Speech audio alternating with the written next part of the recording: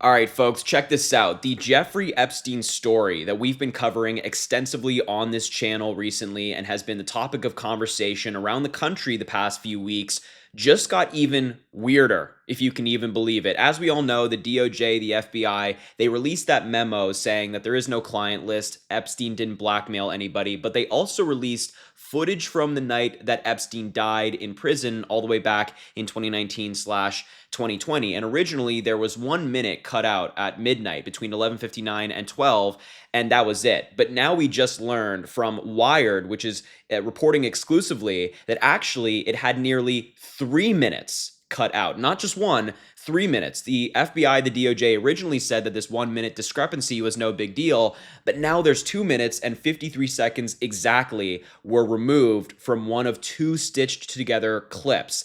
Now, I want to dive into this story with you, but first and foremost, I want to start here, where earlier today, Donald Trump was asked, did Pam Bondi tell you your name appeared in the Epstein files? And Donald Trump decided to go on this conspiracy theory-filled rant to me, and I want to hear what you think about this in the comments. This looks like a guilty and panicked man. Tell me what you think. Watch. The Attorney General briefed you on the DOJ and FBI review, the findings of that review. The Attorney General briefed you on that. What? On the DOJ and FBI On what? review. On what subject?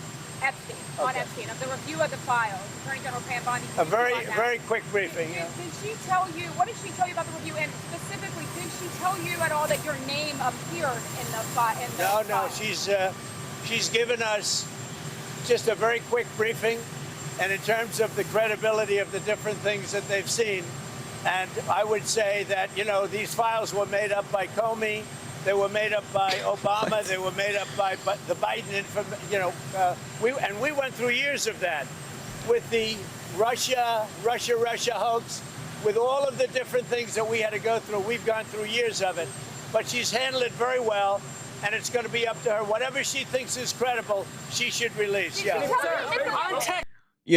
A really weird answer to the question. He started off by saying we got a quick briefing. I got a quick briefing on all of the Epstein documents, but then he goes on to say that the documents are fake and that they were written by Democrats. So which one is it? Did you get a quick briefing, or did you get a briefing that's extensive enough to know that the documents were somehow faked and nobody knew that and nobody in the government knew that? It's just an incredibly strange answer, and that's why I say this looks like a panicked and guilty man. And look, I'm no body language expert, but Caroline Leavitt, when Donald Trump was asked that question, she looks uneasy. I mean, you could see her on the side there. To me, she looks nervous as well. But I don't know. You can tell me again what you think about that in the comments. At around the same time that Donald Trump was asked, hey, did Pam Bondi say that your name appeared in the files? What are you going to do about them? Are you releasing any more files? Pam Bondi was actually asked a question by reporters on if she'll be releasing more Epstein files after Trump said that he would.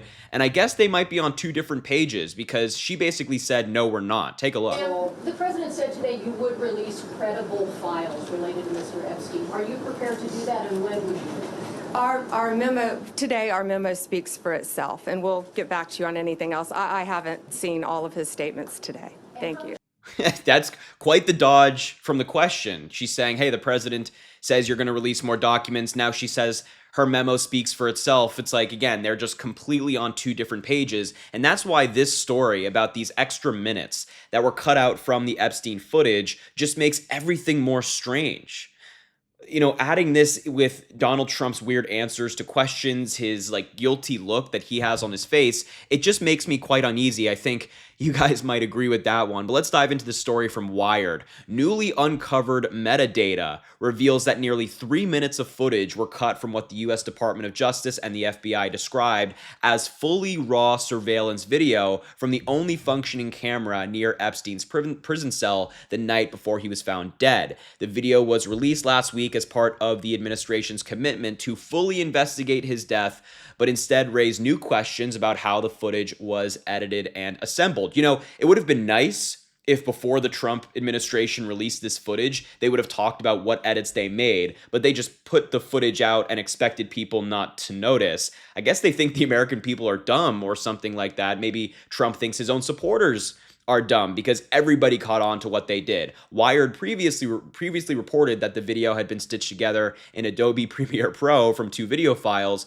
contradicting the DOJ's claim that it was raw footage. Now, further analysis shows that one of the source clips was approximately 2 minutes and 53 seconds longer than the segment included in the final video, indicating that footage appears to have been trimmed before release. It's unclear what, if anything, the minutes cut from the first clip showed. 2 minutes and 53 seconds is quite a substantial amount of time. Like when Pam Bondi said that, oh, a minute disappeared between 11:59 and 12, and that just happens for every camera in prisons at night, you might be able to say, well, okay, maybe that makes sense. Maybe there's something to back this up in other prisons, but I'm sure that not every prison camera has 2 minutes and 53 seconds cut out randomly. There has to be an explanation from the Trump DOJ about that. The nearly 3-minute discrepancy may be related to the widely reported 1-minute gap between 11:58:58 and 12 a.m. that Attorney General Pam Bondi has attributed to a nightly reset system. The metadata confirms that the first video file, which showed footage from August 9, 2019,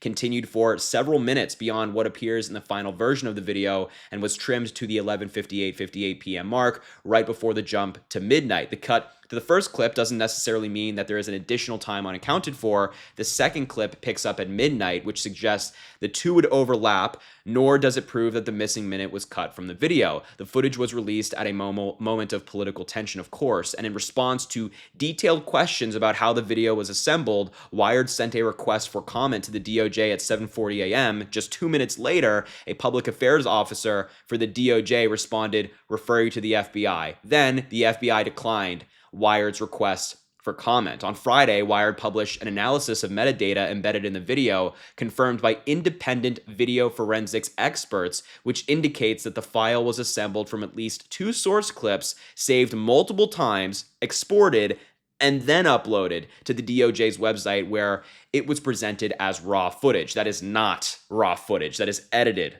footage. Let's just be clear here. They didn't just take the video that they had and put it up on the DOJ website. There was a lot of eyes on this. There was a lot of editing.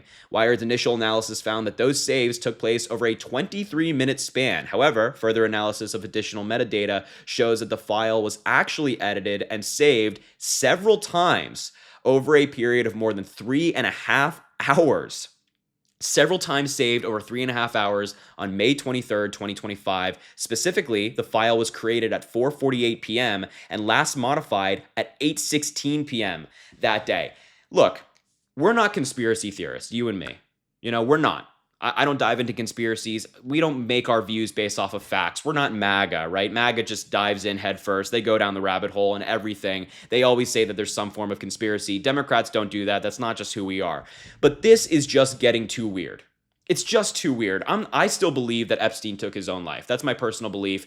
That was the analysis of the medical examiner. That's the analysis of DOJ's, FBI's, from Biden to Trump. That's still my belief.